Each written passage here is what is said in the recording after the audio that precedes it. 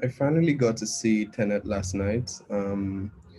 Film directed by Christopher Nolan, one of my favorite directors, and in typical Nolan fashion, it was a mind-bending movie with a lot of grand and ambitious ideas. Um, Main idea of the movie, basically, just like the title, which is a palindrome, is this sort of mind-bending idea of time that has things from the future sort of going back into the past.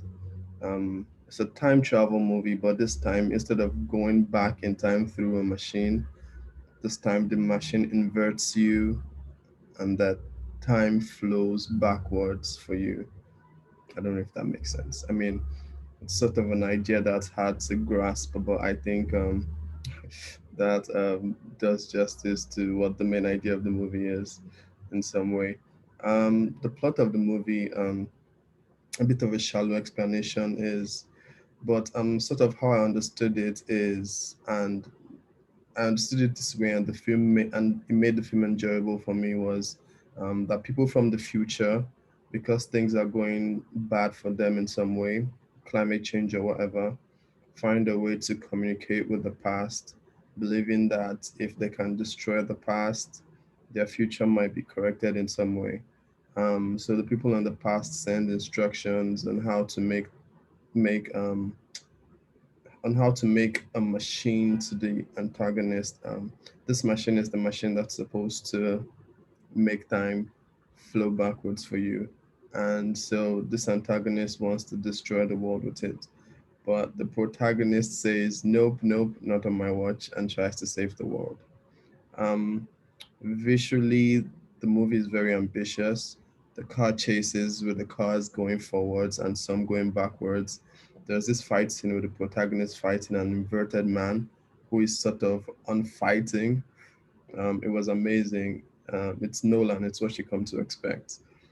So about the characters, now this is why I feel like this part of the movie where I feel like was a bit of a letdown for me.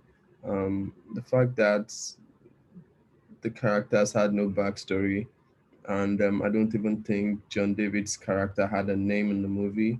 It just made it very difficult for me to care about any of them or become engaged in the characters in themselves. Besides the estranged wife of the villain, I can't even remember her name. um, I guess she's the only one with any sort of depth. Now, I believe that this was done on purpose because I mean, it's hard to imagine that Nolan would do anything without thoughts. I mean, I just cannot imagine why. Also, let's be clear that I think, while I think the characters might have been flat, I thought the acting was really, really good nonetheless. John David, Patterson, most especially, I think they both put in stellar performances as we've come to expect of late from them. Um, Elizabeth Debicki, I think is her name, the lady who played the wife of the antagonist. I think she was really good too. I guess the only person I really had a problem with was the villain. He just seemed like a bit of a template villain, fully equipped with the accent and all. But I mean, it works. It was okay for I guess the film. So there's a lot of talk about how bad the sound mix was and how it was difficult to hear the conversation. And while that might have been true, it did not affect my experience that much.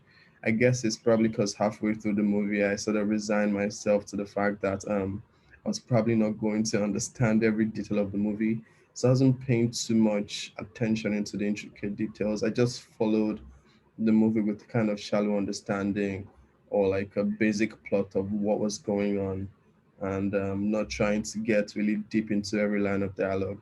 So just enjoying the movie from that front and just enjoying the visuals and the good and the great acting. So it was an enjoyable experience for me, I must say. Also, the end of the movie, it's hard to explain what happened there. I sure as hell don't know what happened. But yeah, all in all, I think it was a really good movie. I give it a 7 out of 10. Um, I don't know if I would recommend it. I don't think it's Nolan's best work, but Sure stacks up. It's really good. Yeah, I loved it.